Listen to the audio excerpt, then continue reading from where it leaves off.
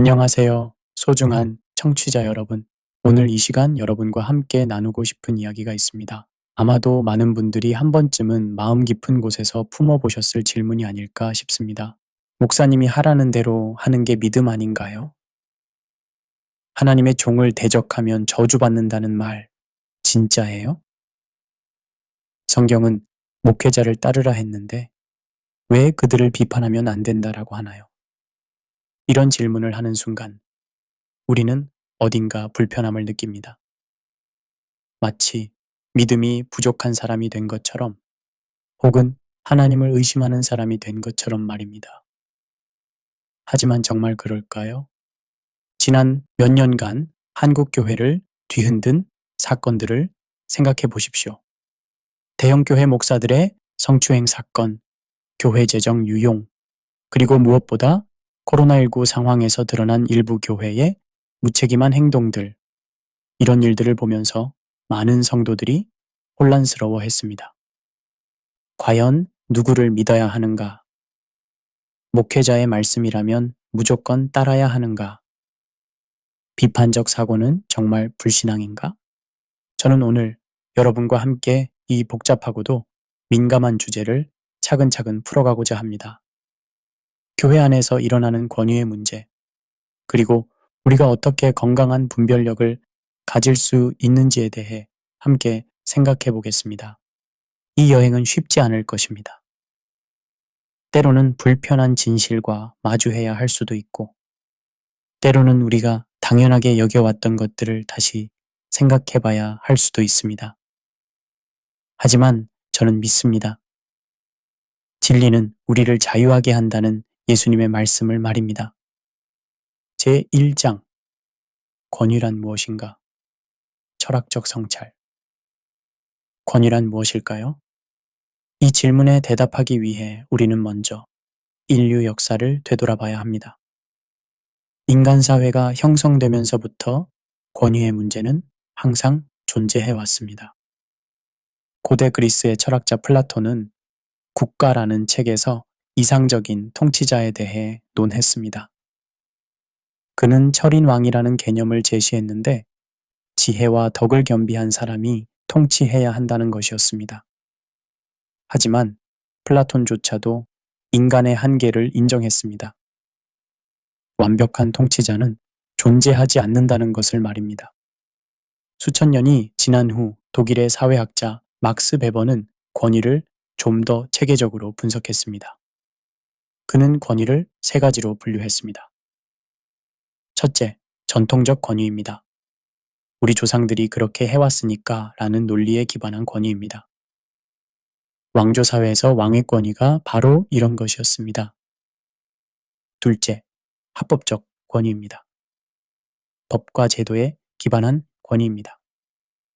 현대 민주주의 사회에서 대통령의 권위가 이에 해당합니다. 셋째, 카리스마적 권위입니다. 그 사람의 개인적 매력과 능력에 기반한 권위입니다. 이것이 가장 위험한 동시에 가장 매력적인 권위입니다. 왜일까요? 카리스마적 권위는 그 사람의 개인적 매력과 능력에 기반하기 때문입니다. 사람들은 그의 말 한마디, 그의 눈빛 하나에도 매료됩니다. 이 사람은 특별해. 이 사람은 하나님과 직통으로 연결되어 있어 라고 생각하게 됩니다. 하지만 여기서 우리가 놓치는 것이 있습니다. 진정한 권위는 그 사람 자체에서 나오는 것이 아니라 그 사람이 섬기는 진리에서 나온다는 사실입니다. 여기서 중요한 구분을 해야 합니다. 권위와 권력은 다른 개념입니다. 권력은 다른 사람을 강제할 수 있는 능력을 의미합니다. 반면 권위는 다른 사람이 자발적으로 따르고 싶어하는 도덕적 정당성을 의미합니다. 예를 들어 보겠습니다. 독재자는 권력은 가지고 있지만 권위는 없을 수 있습니다. 사람들이 두려움 때문에 따를 뿐 마음에서 우러나오는 존경은 없는 것입니다. 반대로 간디나 마틴 루터 킹 같은 사람들은 정치적 권력은 없었지만 막대한 도덕적 권위를 가지고 있었습니다. 교회에서도 마찬가지입니다. 어떤 목회자는 교회 내에서 절대적인 권력을 행사할 수 있습니다. 사람들을 징계할 수 있고 교회에서 쫓아낼 수도 있습니다. 하지만 그것이 진정한 권위일까요? 프랑스의 철학자 폴 리코에르는 이렇게 말했습니다. 진정한 권위는 복종을 강요하지 않는다. 오히려 자유로운 승인을 이끌어낸다. 이 말의 의미를 깊이 생각해 봐야 합니다. 18세기 계몽주의 시대의 철학자들은 권위의 정당성에 대해 깊이 고민했습니다. 존 로크는 정부론에서 모든 권위는 피통치자의 동의에 기반해야 한다고 주장했습니다. 장 자크 루소는 사회계약론에서 인간은 자유롭게 태어났으나 어디서나 사슬에 묶여 있다고 하면서 정당한 권위와 부당한 억압을 구분했습니다. 이런 사상들이 프랑스 혁명과 미국 독립혁명에 영향을 미쳤습니다. 왕권 신수설이라는 중세적 사고에서 벗어나 권위도 합리적 근거가 있어야 한다는 생각이 퍼지기 시작한 것입니다. 교회도 예외는 아닙니다. 종교개혁 시대에 마틴 루터가 오직 성경을 외쳤던 것도 같은 맥락입니다. 교황의 권위도 성경의 권위 앞에서는 상대적이라는 주장이었습니다. 현대 심리학은 권위에 대한 인간의 반응을 더욱 정교하게 분석합니다. 에리히 프롬은 자유로부터의 도피라는 책에서 사람들이 왜 자발적으로 권위에 복종하려 하는지 분석했습니다. 프롬에 따르면 현대인은 자유의 부담을 감당하기 어려워합니다. 모든 것을 스스로 결정해야 하는 것이 오히려 고통스럽다는 것입니다. 그래서 강력한 권위자에게 자신의 자유를 맡기고 싶어 한다는 것입니다. 이것이 파시즘이나 전체주의가 등장하는 심리적 배경이기도 합니다. 히틀러나 스탈린 같은 독재자들은 이런 심리를 교묘하게 이용했습니다. 교회에서도 비슷한 현상이 일어날 수 있습니다. 목사님이 모든 것을 결정해 주시면 편하겠어. 내가 판단할 필요 없이 따르기만 하면 되겠어. 라는 생각을 할 수 있습니다. 하지만 이것이 과연 건강한 신앙일까요? 성경을 보면 흥미로운 장면이 나옵니다. 사도 바울이 베드로를 공개적으로 책망하는 장면 말입니다. 갈라디아서 2장에 나오는 이야기인데 바울은 베드로가 이방인들과 함께 식사하지 않는 것을 보고 면전에서 책망했다고 기록되어 있습니다. 만약 교회에서 하나님의 종을 비판하면 안 된다는 논리가 맞다면 바울은 베드로를 비판할 수 없었을 것입니다. 베드로는 예수님께 직접 내 양을 치라는 명령을 받은 사도였으니까 말입니다. 하지만 바울은 진리 앞에서 베드로의 잘못을 지적했습니다. 바울이 사용한 표현을 보면 그의 행위가 복음의 진리와 맞지 않음을 보고 라고 되어 있습니다. 즉, 개인에 대한 공격이 아니라 복음의 진리에 기반한 비판이었다는 것입니다. 이것이 성경이 보여주는 건강한 교회의 모습입니다. 그 누구든지 아무리 높은 지위에 있는 사람이라도 복음의 진리 앞에서는 평등하다는 것입니다. 또 다른 예를 들어보겠습니다. 사도행전 15장에 나오는 예루살렘 회의입니다. 이방인들도 할례 없이 기독교인이 될 수 있는가 하는 중대한 문제를 논의할 때 사도들과 장로들이 함께 모여서 토론했습니다.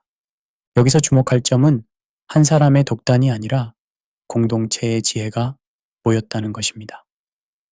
베드로도 발언하고 바나바와 바울도 발언하고 야고보도 발언했습니다. 그리고 성령과 우리는 이렇게 결정하는 것이 좋을 듯하다고 결론을 내렸습니다. 현대교회에서 권위에 대한 몇 가지 오해들이 있습니다. 첫 번째 오해는 권위는 절대적 복종이라는 생각입니다. 하지만 성경은 그렇게 말하지 않습니다. 히브리서 13장 17절에서 너희를 인도하는 자들에게 순종하고 복종하라고 했지만 그 앞 구절을 보면 그들의 믿음을 따라 하되 라는 조건이 붙어 있습니다. 두 번째 오해는 질문은 불순종이라는 생각입니다.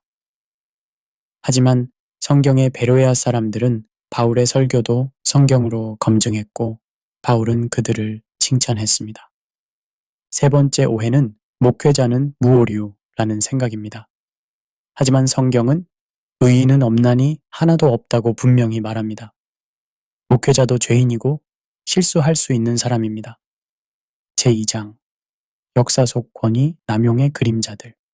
역사를 되돌아보면 권위가 절대화될 때 어떤 일이 벌어지는지 생생하게 볼 수 있습니다. 중세시대 가톨릭 교회는 교회 밖에는 구원이 없다며 절대적 권위를 주장했습니다. 4세기 콘스탄티누스 황제가 기독교를 공인한 이후 교회는 점점 세속적 권력과 결합하기 시작했습니다. 5세기 교황 러 1세는 베드로의 후계자라는 교리를 확립했고 이는 후에 교황 무오류설의 근거가 되었습니다. 교황 이노켄티우스 3세는 태양과 달의 관계처럼 황제는 교황의 빛을 반사하는 존재일 뿐이라고 선언했습니다. 교황이 태양이라면 세속의 모든 권력은 달에 불과하다는 뜻이었습니다. 이런 절대적 권위 주장의 결과는 어땠을까요? 가장 대표적인 것이 십자군 전쟁입니다.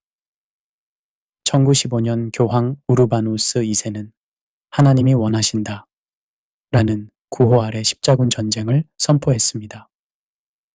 예루살렘을 탈환한다는 명목이었지만 실제로는 수많은 무고한 사람들이 죽었습니다. 또 다른 결과는 면죄부 판매였습니다.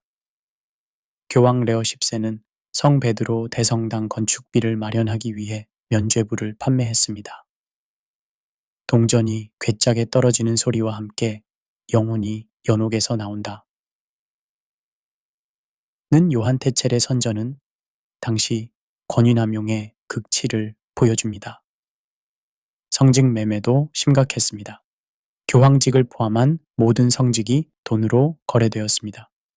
11세기 교황 베네딕트 9세는 교황직을 돈을 받고 팔았다가 다시 되찾는 일까지 벌어졌습니다. 이런 상황에서 종교개혁이 일어난 것은 필연적이었습니다. 1517년 마틴 루터가 95개조 논제를 발표한 것은 단순히 면죄부에 대한 항의가 아니라 교회 권위 전체에 대한 근본적 문제제기였습니다. 루터는 오직 성경을 외쳤습니다.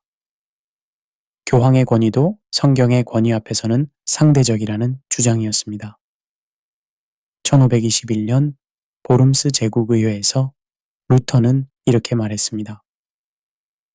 교황이나 공의회가 오류를 범할 수 있다는 것이 명백히 증명되었으므로 나는 성경과 명백한 이성에 의해 확신을 받지 않는 한 어떤 것도 믿을 수 없습니다. 내가 인용한 성경 말씀에 의해 나의 양심이 하나님의 말씀에 사로잡혀 있으므로 나는 아무것도 철회할 수 없고 철회하지도 않겠습니다. 이것이 바로 건강한 권위에 대한 태도입니다. 하나님의 말씀에는 복종하지만 인간의 권위에는 무조건 복종하지 않는다는 것입니다. 종교개혁자 중에서 존 칼빈은 권위에 대해 특히 균형 잡힌 시각을 보여줍니다. 기독교 강요에서 칼빈은 교회의 권위를 인정하면서도 그 한계를 분명히 했습니다. 칼빈에 따르면 교회의 권위는 하나님의 말씀에 기반할 때만 유효합니다. 말씀을 떠난 권위는 권위가 아니라 전제라는 것입니다. 그는 이렇게 썼습니다. 교회는 새로운 교리를 만들어낼 권리가 없고 오직 하나님께서 그의 말씀에서 명령하신 것만을 가르칠 수 있다. 또한 칼빈은 목회자의 권위도 절대적이지 않다고 했습니다. 목회자는 하나님의 말씀을 전달하는 통로일 뿐이지 말씀 자체는 아니라는 것입니다. 17세기 영국의 청교도들도 권위남용에 맞서 싸웠습니다. 그들은 영국 국교회의 주교제를 반대하고 장로교 정치를 주장했습니다. 왜일까요? 주교제는 한 사람의 권위가 절대화될 위험이 있다고 봤기 때문입니다. 청교도 신학자 리처드 백스터는 이렇게 말했습니다. 교회에서 그리스도 외에는 그 누구도 절대적 권위를 가질 수 없다. 모든 인간의 권위는 그리스도의 권위에 종속되어야 한다. 청교도들이 추구했던 것은 민주적 교회의 정치였습니다.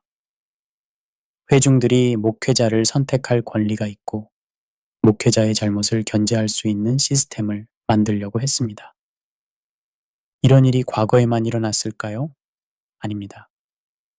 현대 한국 교회에서도 비슷한 현상들을 목격할 수 있습니다.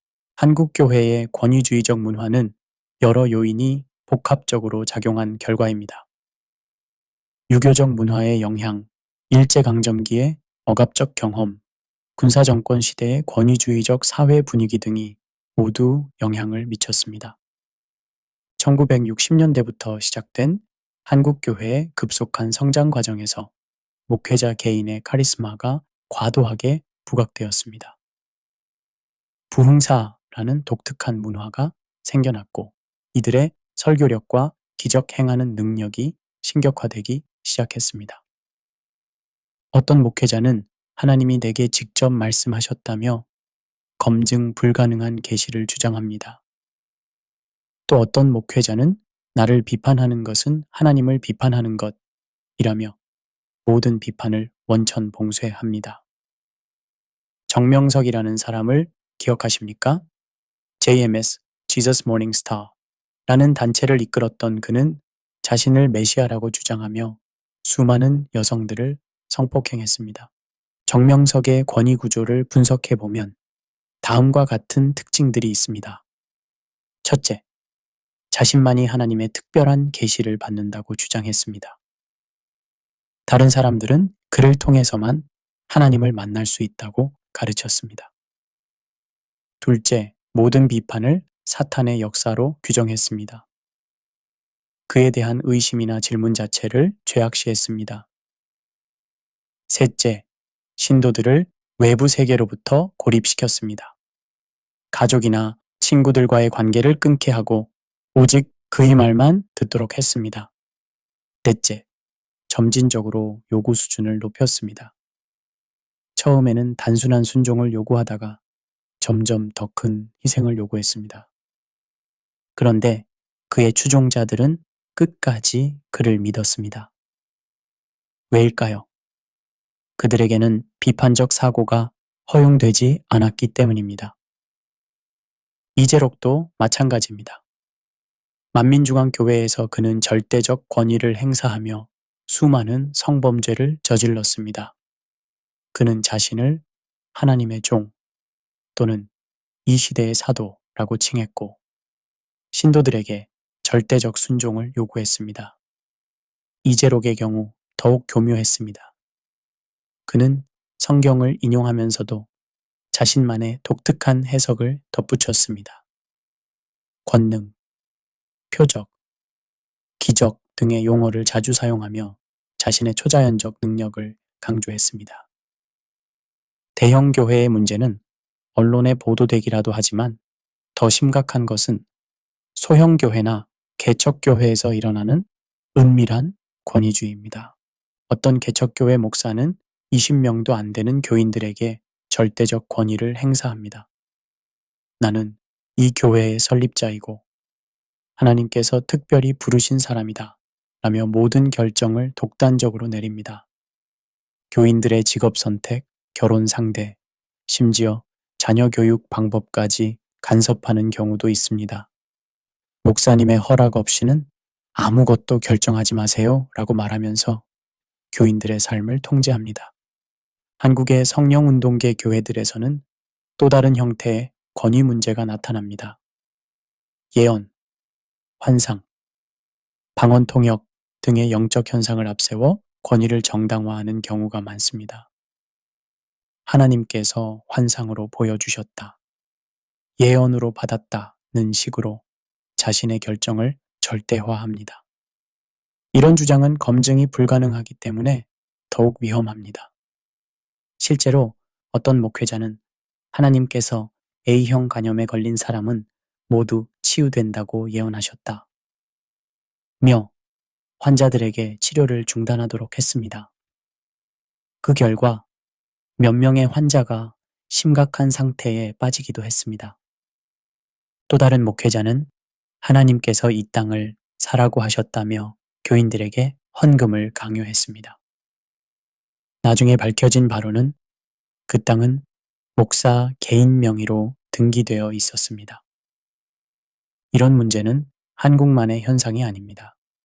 세계 각국에서 비슷한 사례들을 찾을 수 있습니다. 미국의 짐 존스는 인민사원이라는 종교단체를 이끌었습니다. 그는 자신을 하나님의 화신이라고 주장했고 1978년 가이안에서 918명의 신도들과 함께 집단 자살을 저질렀습니다. 브라질의 에디르 마세두는 만국교회를 설립했습니다. 그는 번영신학을 앞세워 신도들에게 헌금을 강요했고 수십억 달러의 재산을 축적했습니다. 일본의 아사하라 쇼코는 옴진리교를 설립했습니다. 그는 자신을 구세주라고 주장했고 1995년 도쿄 지하철 살인 가스 테러를 일으켜 13명을 죽이고 수천 명을 다치게 했습니다. 역사가 우리에게 주는 교훈은 분명합니다. 권력이 절대화되면 반드시 부패한다는 것입니다. 영국의 역사학자 액턴 경이 한 말, 권력은 부패하고 절대 권력은 절대적으로 부패한다. 는 말은 종교계에도 그대로 적용됩니다. 따라서 어떤 권위든지 견제와 균형이 필요합니다. 투명성이 확보되어야 하고 비판과 토론이 가능해야 합니다. 그리고 무엇보다 하나님의 말씀이라는 절대적 기준이 있어야 합니다. 제3장 심리학이 밝혀내는 맹종의 메커니즘. 1961년 예일대학교의 스탠리 밀그럼은 충격적인 실험을 진행했습니다. 이 실험은 인류 역사상 가장 유명한 심리학 실험 중 하나가 되었고 권위에 대한 인간의 복종 심리를 적나라하게 보여주었습니다. 실험의 배경에는 홀로코스트에 대한 의문이 있었습니다.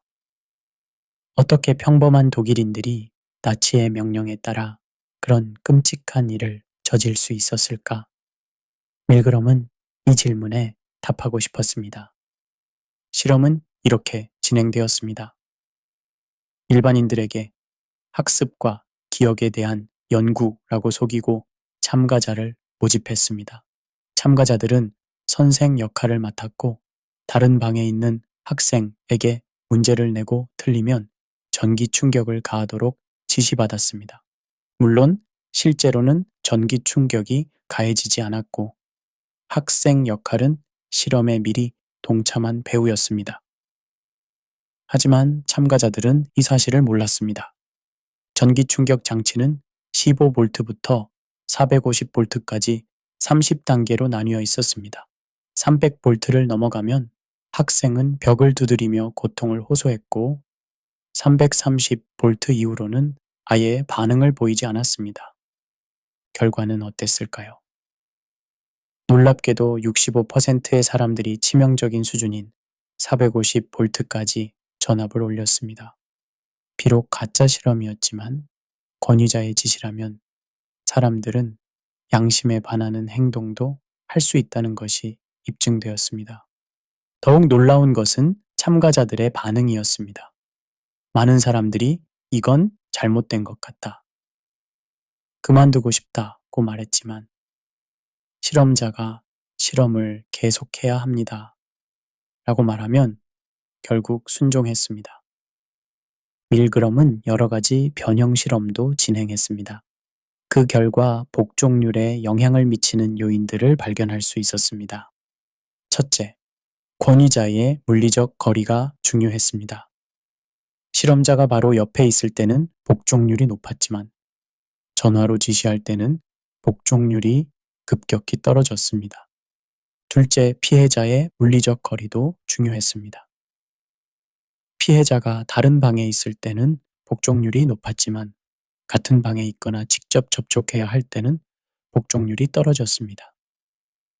셋째, 권위자의 정당성이 중요했습니다.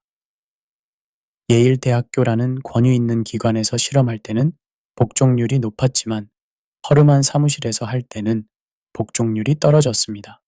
넷째, 동료의 영향이 중요했습니다. 다른 선생들이 실험을 거부하는 모습을 보면 복종률이 급격히 떨어졌습니다. 이 실험이 교회와 무슨 관련이 있을까요? 매우 밀접한 관련이 있습니다. 사람들은 권위자의 지시 앞에서 자신의 판단력을 포기하는 경향이 있다는 것입니다. 교회에서도 비슷한 메커니즘이 작동합니다. 목회자라는 권위자가 하나님의 뜻이라며 지시하면 많은 성도들이 자신의 양심이나 상식에 반하는 행동도 하게 됩니다. 실제 사례를 들어보겠습니다. 어떤 교회에서 목사님이 하나님께서 이 건물을 사라고 하셨다며 성도들에게 헌금을 강요했습니다. 그 금액은 10억원이 넘었고 많은 성도들이 전 재산을 바쳤습니다. 나중에 밝혀진 바로는 그 건물은 시세보다 훨씬 비쌌고 부동산 중개업자와 목사 사이에 특별한 관계가 있었습니다. 하지만 성도들은 하나님의 뜻이라는 말 앞에서 합리적 판단을 포기했습니다. 밀그럼의 실험은 한나 아렌트가 제시한 평범한 악이라는 개념과도 연결됩니다.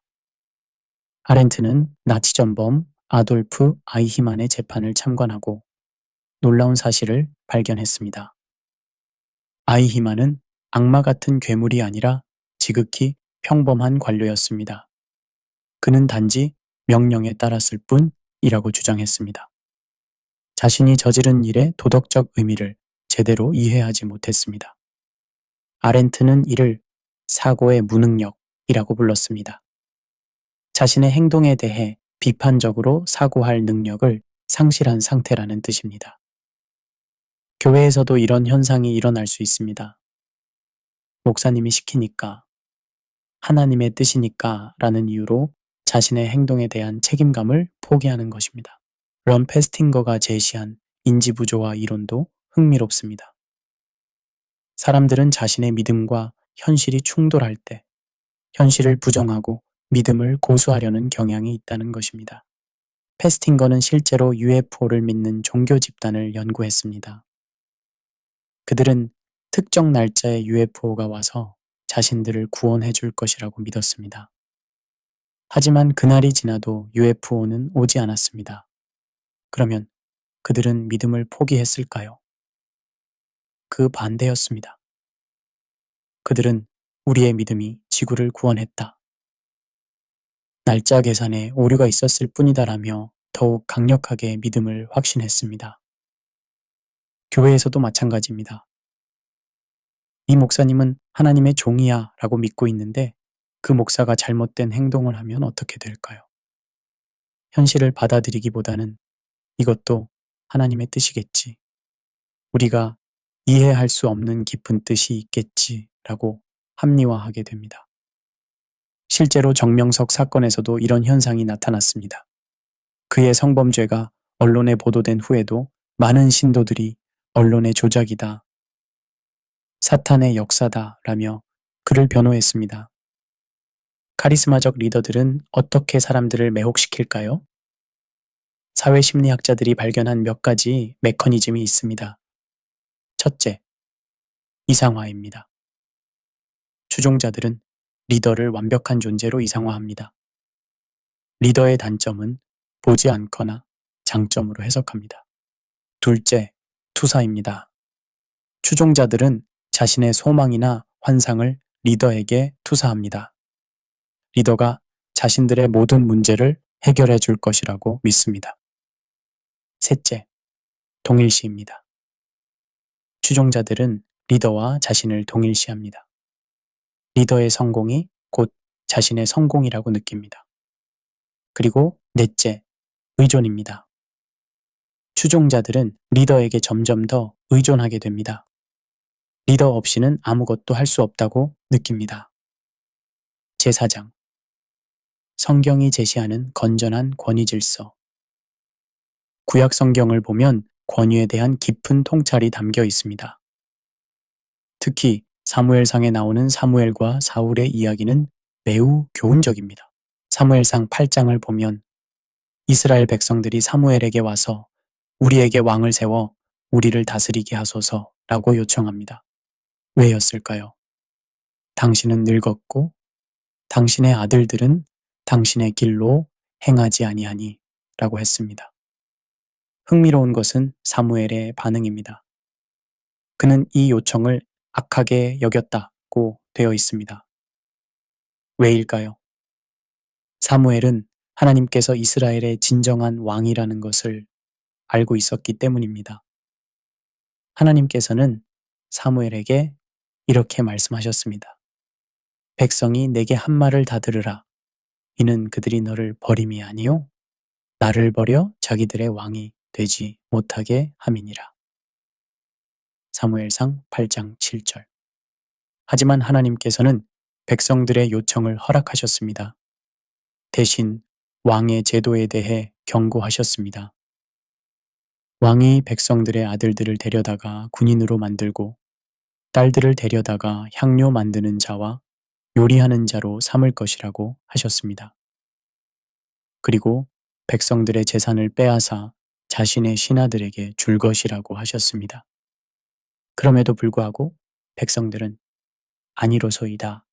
우리도 우리 왕이 있어야 하리니 라고 고집했습니다. 인간의 권위에 대한 갈망이 얼마나 강한지 보여주는 대목입니다.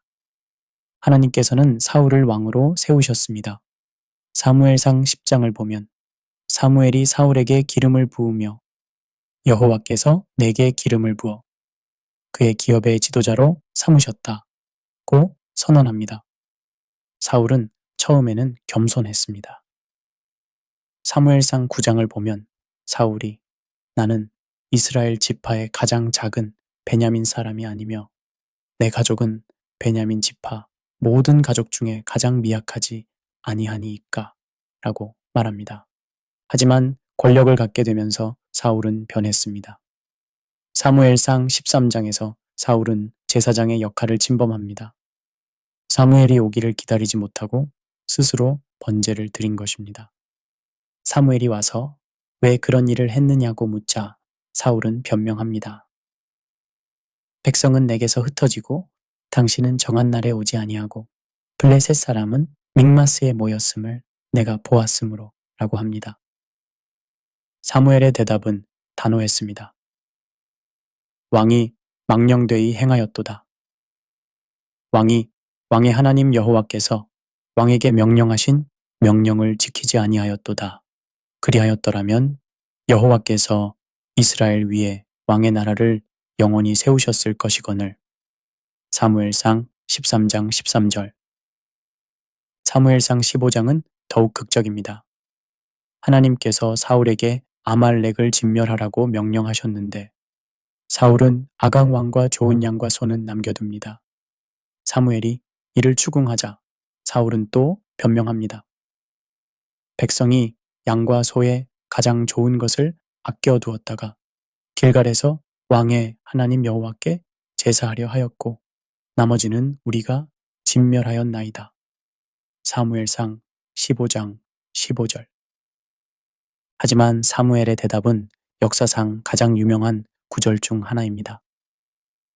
여호와께서 번제와 다른 제사를 그의 목소리를 청종하는 것을 좋아하심 같이 좋아하시겠나이까. 순종이 제사보다 낫고 듣는 것이 수향의 기름보다 나으니. 사무엘상 15장 22절. 이 말씀의 의미는 무엇일까요? 하나님께서는 형식적인 종교 행위보다 진실한 순종을 원하신다는 뜻입니다. 그리고 아무리 하나님께서 세우신 권위라도 그 권위가 하나님의 뜻에 어긋나면 패해질 수 있다는 뜻입니다. 실제로 사무엘은 이어서 이렇게 선언합니다. 왕이 여호와의 말씀을 버렸으므로 여호와께서도 왕을 버려 왕이 되지 못하게 하셨나이다. 사무엘상 15장 23절. 사울과 대조적으로 다윗은 권위에 대해 건전한 태도를 보입니다. 사무엘상 24장과 26장을 보면 다윗에게 사울을 죽일 기회가 2번 있었습니다. 하지만 다윗은 그렇게 하지 않았습니다. 다윗의 이런 태도는 권위에 대한 올바른 이해를 보여줍니다. 비록 사울이 잘못되었지만 하나님께서 세우신 권위는 존중해야 한다는 것입니다. 하지만 동시에 다윗은 사울의 잘못된 명령에는 복종하지 않았습니다. 다윗이 사울을 피해 도망다니면서도 사울에게 해를 끼치지 않은 것은 권위에 대한 존중과 잘못에 대한 저항을 동시에 보여주는 모범입니다. 사도 바울은 권위에 대해 매우 균형 잡힌 시각을 보여줍니다. 한편으로는 히브리서 13장 17절에서 너희를 인도하는 자들에게 순종하고 복종하라고 했지만, 다른 한편으로는 요한일서 4장 1절에서 영들을 다 믿지 말고 오직 영들이 하나님께 속하였나 분별하라고 했습니다. 바울 자신도 자기의 권위를 절대화하지 않았습니다.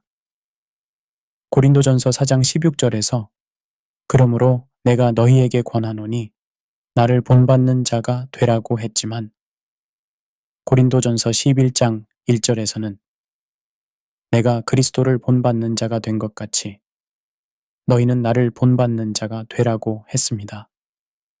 즉, 바울 자신도 그리스도를 따르는 한에서만 따르라는 조건부 권위를 주장한 것입니다. 제5장 경계해야 할 위험 신호들. 건강한 교회와 문제가 있는 교회를 구분하는 가장 확실한 방법이 있습니다. 질문이 허용되는가 안 되는가입니다. 제가 실제로 경험한 이야기를 들려드리겠습니다.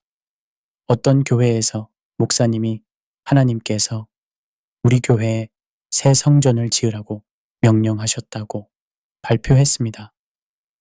그런데 그 교회의 재정 상황으로는 불가능해 보였습니다.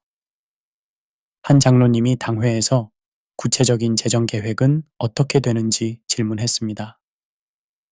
그러자 목사님은 하나님의 뜻을 의심하는 것이냐, 믿음이 없는 자는 이 교회에 있을 필요가 없다고 말했습니다. 그 장로님은 결국 그 교회를 떠났고 몇 년 후 그 교회는 심각한 재정 문제로 어려움을 겪었습니다. 건전한 질문을 허용했다면 피할 수 있었던 문제였습니다. 의심하는 자는 믿음이 없는 자다. 질문하는 것은 불순종이다. 라는 말이 자주 나오는 교회는 위험합니다. 하나님께서는 우리에게 이성을 주셨습니다. 그 이성을 사용하는 것이 어떻게 죄가 될 수 있을까요? 또 다른 위험 신호는 하나님이 내게만 특별히 말씀하신다는 주장입니다. 물론 하나님께서는 각자에게 필요한 인도하심을 주십니다. 하지만 그것이 다른 사람들을 지배하는 도구가 되어서는 안 됩니다. 권위주의적 종교 지도자들은 매우 교묘한 방법으로 사람들을 통제합니다. 직접적인 강압보다는 은밀한 조작을 사용합니다. 예를 들어 하나님께서 나에게 보여주신 바로는 이 교회에 불순종하는 영이 있다라고 말합니다. 그러면 성도들은 혹시 내가 그런 사람인가? 멸을 불안해합니다. 또는 진정으로 하나님을 사랑하는 사람이라면 이 일에 동참할 것이다 라는 식으로 말합니다. 그러면 성도들은 자신의 신앙을 증명하기 위해 어떤 일이든 하려고 합니다. 이런 방법들은 가스라이팅이라고 불리는 심리적 조작 기법과 비슷합니다. 피해자로 하여금 자신의 판단력을 의심하게 만드는 것입니다. 반대로 건전한 권위는 어떤 특징들을 가질까요? 첫째, 투명성입니다. 모든 의사결정 과정이 공개되고 재정도 투명하게 공개됩니다. 둘째, 견제와 균형입니다. 한 사람의 독단이 아니라 여러 사람의 지혜가 함께 작용합니다. 셋째, 질문과 토론이 허용됩니다. 건전한 비판과 의견 제시가 환영받습니다. 넷째, 성경적 근거가 분명합니다. 모든 가르침과 결정이 성경에 기반합니다. 다섯째, 섬김의 정신이 있습니다. 지도자가 권위를 자신을 위해서가 아니라 다른 사람을 섬기기 위해 사용합니다. 여섯째, 겸손한 자세입니다. 자신도 부족한 인간임을 인정하고 다른 사람의 조언을 구합니다. 제6장 건전한 분별력 기르기. 사도행전 17장에 나오는 베로야 사람들의 이야기는 건전한 분별력의 모범을 보여줍니다. 바울과 실라가 베로야에 가서 복음을 전했을 때 베로야 사람들의 반응이 매우 인상적이었습니다. 베로야에 있는 사람들은 데살로니가에 있는 사람들보다 더 너그러워서 간절한 마음으로 말씀을 받고 이것이 그러한가 하여 날마다 성경을 상고하므로. 사도행전 17장 11절. 여기서 주목할 점이 몇 가지 있습니다. 첫째, 그들은 너그러웠다고 되어 있습니다. 헬라어 원문으로는 유게네스테로이인데 더 고귀한, 더 신사적인 이라는 뜻입니다. 비판적 사고가 고귀한 것이라는 평가입니다. 둘째, 그들은 간절한 마음으로 말씀을 받았다고 되어 있습니다. 즉, 거부하거나 적대적인 태도가 아니라 열린 마음으로 들었다는 것입니다. 셋째, 그들은 이것이 그러한가 하여 검증했습니다. 바울의 설교를 듣고도 정말 그럴까 하며 확인해 본 것입니다. 넷째, 그들은 날마다 성경을 상고했습니다. 일회성이 아니라 지속적으로 검증한 것입니다. 다섯째, 바울은 이런 베로야 사람들을 비판하지 않고 오히려 칭찬했습니다. 검증하는 것이 불신앙이 아니라 오히려 신실함의 표현이라는 뜻입니다. 건강한 교회 문화를 만들기 위해서는 목회자의 역할에 대한 재정의가 필요합니다. 첫째, 목회자는 주인이 아니라 청지기입니다. 교회는 목회자의 소유가 아니라 하나님의 소유입니다. 목회자는 하나님으로부터 교회를 맡아서 관리하는 청지기 역할을 하는 것입니다. 청지기는 주인을 대신해서 관리하는 사람입니다. 청지기에게는 권한이 있지만 그 권한은 주인의 뜻을 이루기 위한 것입니다. 청지기가 주인 행세를 하면 문제가 됩니다. 둘째, 목회자는 군주가 아니라 섬기는 자입니다. 예수님께서 마태복음 20장에서 분명히 말씀하신 원리입니다. 너희 중에 누구든지 크고자 하는 자는 너희를 섬기는 자가 되어야 한다. 섬기는 리더십은 권위가 없다는 뜻이 아닙니다. 오히려 더 강력한 권위를 갖습니다. 하지만 그 권위는 강제력에 기반한 것이 아니라 사랑과 신뢰에 기반한 것입니다. 셋째, 목회자는 독재자가 아니라 팀의 리더입니다. 현대 경영학에서는 리더십과 매니지먼트를 구분합니다. 매니지먼트는 주어진 일을 효율적으로 처리하는 것이고, 리더십은 방향을 제시하고 사람들을 동기부여하는 것입니다. 좋은 목회자는 비전을 제시하고 성도들이 그 비전에 참여하도록 격려하는 리더입니다. 독단적으로 결정하고 강요하는 독재자가 아닙니다. 건강한 교회 문화는 목회자의 노력만으로는 만들어질 수 없습니다. 성도들의 적극적인 참여와 책임이 필요합니다. 첫째, 성도들은 고객이 아니라 동역자여야 합니다. 현대교회에서는 성도들이 종교 서비스의 소비자 역할에 머무르는 경우가 많습니다. 목회자가 제공하는 설교, 상담, 신방 등의 서비스를 받기만 하는 것입니다. 하지만 성경은 모든 성도가 제사장이라고 말합니다. 베드로전서 2장 9절. 즉, 모든 성도가 하나님의 일에 참여해야 하는 것입니다. 둘째, 성도들은 맹종자가 아니라 분별자여야 합니다. 베로야 사람들처럼 말씀을 듣되 성경으로 검증하는 자세가 필요합니다. 이것이 목회자에 대한 불신을 의미하는 것은 아닙니다. 오히려 건전한 관계를 만드는 것입니다. 목회자도 자신의 설교나 지도가 성경적인지 검증받을 때 더욱 신중해지고 겸손해집니다. 셋째, 성도들은 구경꾼이 아니라 참여자여야 합니다. 교회의 의사결정에 관심을 갖고 적극적으로 참여해야 합니다. 많은 교회에서 공동의회를 열어도 참석률이 저조합니다. 성도들이 목사님이 알아서 하겠지라는 생각으로 무관심한 경우가 많습니다. 하지만 이런 무관심이 결국 권위주의적 교회 문화를 만드는 원인이 되기도 합니다. 만약 현재 다니고 있는 교회에 권위주의적 문제가 있다고 생각된다면 어떻게 해야 할까요? 첫째, 성급한 판단을 피하십시오. 감정적인 반응보다는 신중한 분별이 필요합니다. 혹시 자신의 오해나 편견은 아닌지, 성경적 근거는 분명한지 차분히 점검해 보십시오. 둘째, 기도부터 시작하십시오. 하나님의 지혜를 구하고 성령님의 인도하심을 구하십시오. 또한 관련된 모든 사람들을 위해 기도하십시오. 갈등 상황에서는 상대방을 악마화하기 쉽습니다. 하지만 그들도 하나님의 형상으로 지음받은 소중한 존재입니다. 그들을 위해 기도하면 마음이 부드러워지고 지혜로운 대처가 가능해집니다. 셋째, 신뢰할 만한 다른 신앙인들과 상의하십시오. 혼자만의 판단으로는 위험할 수 있습니다. 객관적이고 성숙한 신앙인들의 조언을 구하십시오. 이때 주의할 점은 단순히 자신의 편을 들어줄 사람들만 찾지 말고 정말 공정한 판단을 해줄 수 있는 사람들을 찾는 것입니다.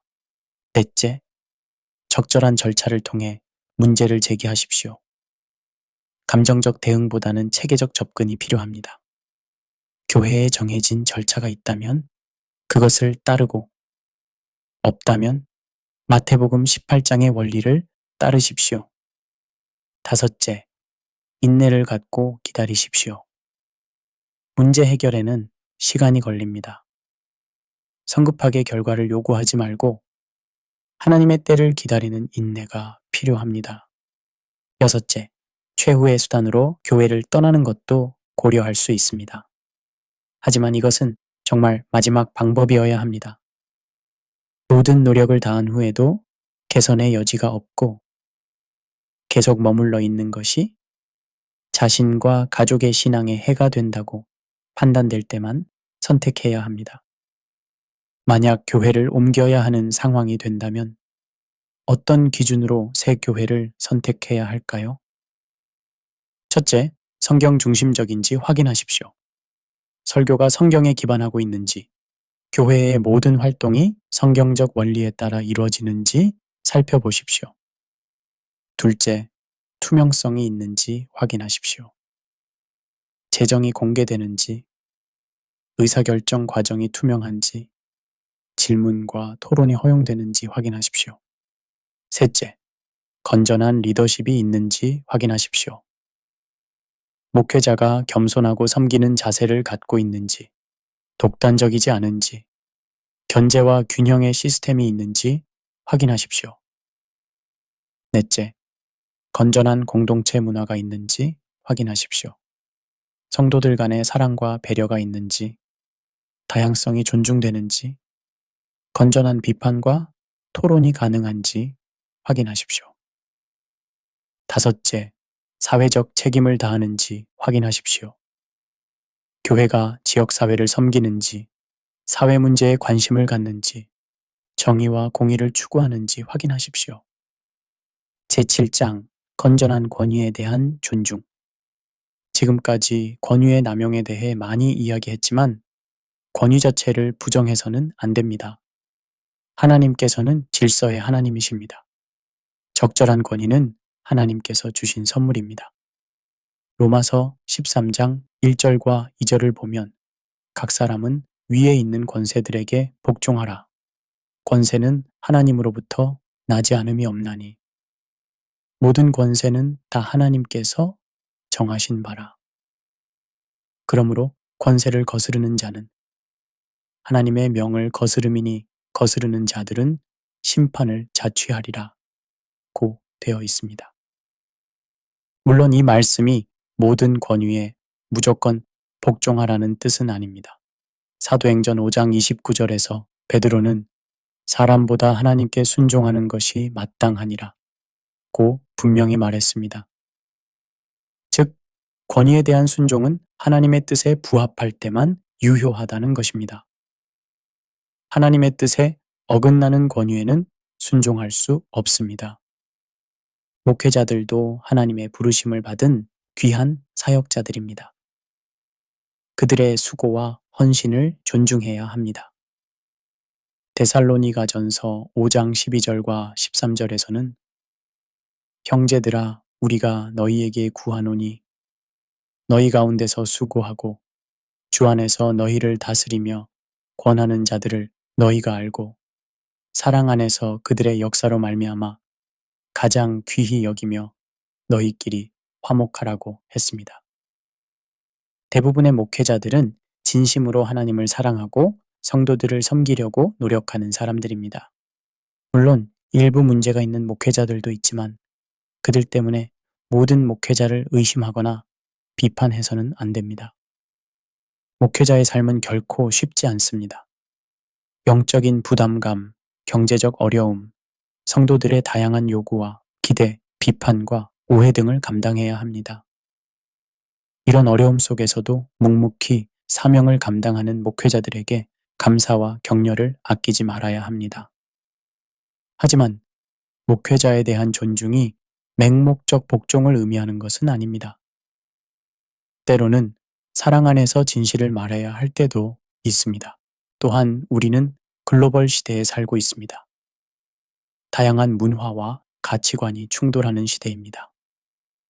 이런 시대의 교회가 생존하려면 더욱 정교한 신학적 사고와 분별력이 필요합니다.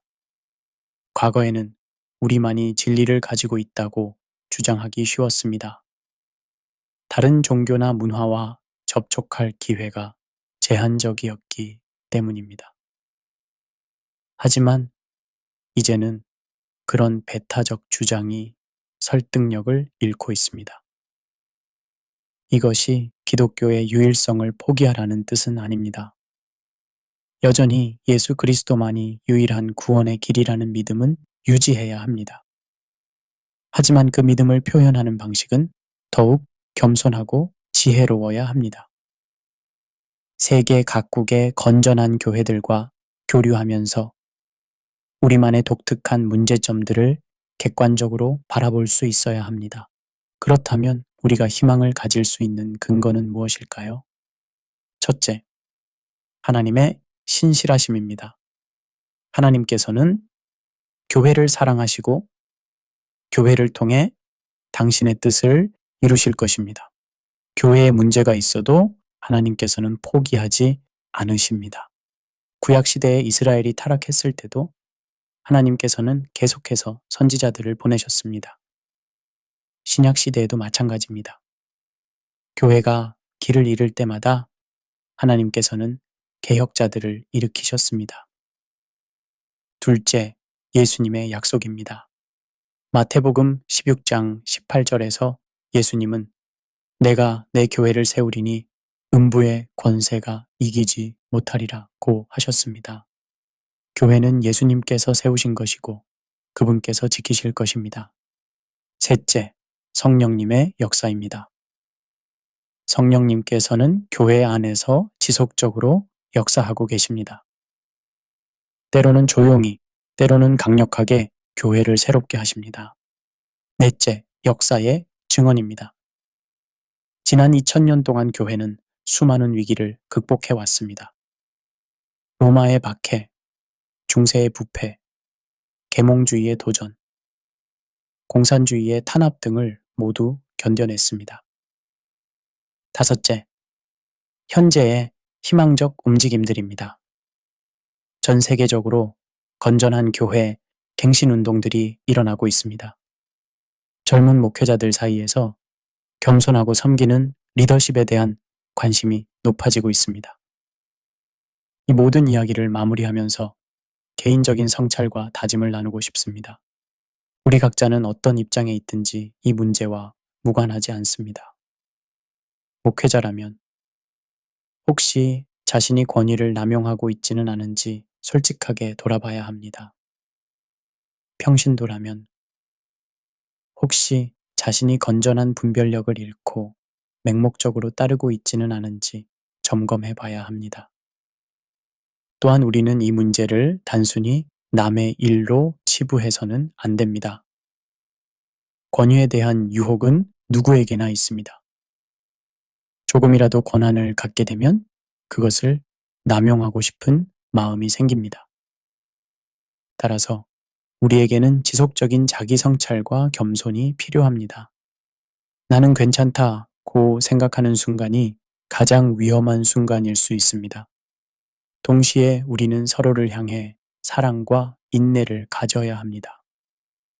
완벽한 목회자도 없고 완벽한 성도도 없습니다. 우리는 모두 성장하는 과정에 있는 사람들입니다. 에필로그. 마음을 전하며 사랑하는 여러분, 아마도 이 시간이 여러분에게는 쉽지 않은 시간이었을 것입니다. 때로는 불편하셨을 수도 있고, 때로는 마음이 무거우셨을 수도 있습니다. 교회는 하나님의 아들 예수 그리스도께서 자신의 피로 사신 소중한 공동체입니다. 에베소서 5장에서는 교회를 그리스도의 신부라고 부릅니다. 신랑이 신부를 사랑하듯이 그리스도께서는 교회를 사랑하십니다. 그런 교회가 인간의 욕망과 교만 때문에 상처받는 것을 보면 마음이 아픕니다. 하나님의 이름이 훼손되고 복음이 왜곡되고 사람들이 상처받는 것을 보면 가슴이 아픕니다. 하지만 동시에 저는 교회의 가능성을 믿습니다. 교회가 정말 하나님께서 원하시는 모습으로 회복될 때 그 아름다움과 능력은 이루 말할 수 없을 것입니다. 이 이야기를 하면서 특히 목회자들에 대한 마음이 무거웠습니다. 혹시 목회자들이 이 이야기를 듣고 상처받거나 위축되지는 않을까 하는 걱정이 있었습니다. 하지만 저는 대부분의 목회자들이 진심으로 하나님을 사랑하고 성도들을 섬기려는 마음을 가진 분들이라고 믿습니다. 그런 분들에게는 이 이야기가 공격이 아니라 도움이 되기를 바랍니다. 무엇보다 중요한 것은 하나님께 대한 신뢰입니다. 교회에 문제가 있고 목회자에게 실망할 때도 있겠지만 하나님만은 절대 변하지 않으신다는 것을 기억하시기 바랍니다. 사람은 실망시킬 수 있지만 하나님은 절대 실망시키지 않으십니다. 사람의 권위는 무너질 수 있지만 하나님의 권위는 영원합니다. 그렇다고 해서 현실의 문제들을 무시하라는 뜻은 아닙니다. 문제가 있으면 해결하려고 노력해야 합니다. 하지만 그 과정에서도 하나님께 대한 신뢰는 잃지 말아야 합니다. 완벽한 교회는 없습니다. 완벽한 목회자도 없습니다. 하지만 그 불완전함 속에서도 하나님의 은혜는 역사합니다. 그리고 우리는 그 은혜를 체험하며 조금씩 성장해 갑니다. 앞으로도 이런 고민과 질문들은 계속될 것입니다. 완벽한 답은 없을지도 모릅니다. 하지만 포기하지 마십시오. 계속 질문하고 계속 찾으십시오. 주님께서 길을 보여주실 것입니다. 그리고 기억하십시오. 여러분은 혼자가 아닙니다. 전 세계에 같은 고민을 하는 수많은 사람들이 있습니다. 하나님께서는 그런 사람들을 통해 교회를 새롭게 하실 것입니다. 마지막으로 이 모든 과정에서 사랑을 잃지 마십시오. 교회에 대한 사랑, 목회자들에 대한 사랑, 성도들에 대한 사랑, 그리고 무엇보다 하나님에 대한 사랑을 잃지 마십시오. 사랑이 있으면 길이 보입니다. 사랑이 있으면 희망이 있습니다. 사랑이 있으면 모든 것이 가능합니다. 이 이야기를 들으신 여러분 각자가 이제 자신의 자리에서 건강한 교회 문화를 만들어가는 주인공이 되시기 바랍니다. 작은 변화들이 모여서 큰 변화를 만들어갈 것입니다.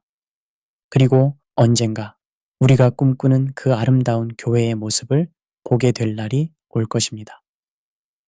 권위주의와 부패가 사라지고 사랑과 섬김이 넘치는 교회, 투명하고 건전한 교회. 다음 세대가 자랑스러워 할 수 있는 교회를 보게 될 것입니다. 그날까지 우리 함께 걸어갑시다. 주님의 은혜 안에서 말입니다. 주님의 평강이 여러분과 함께 하시기를 기도합니다. 감사합니다.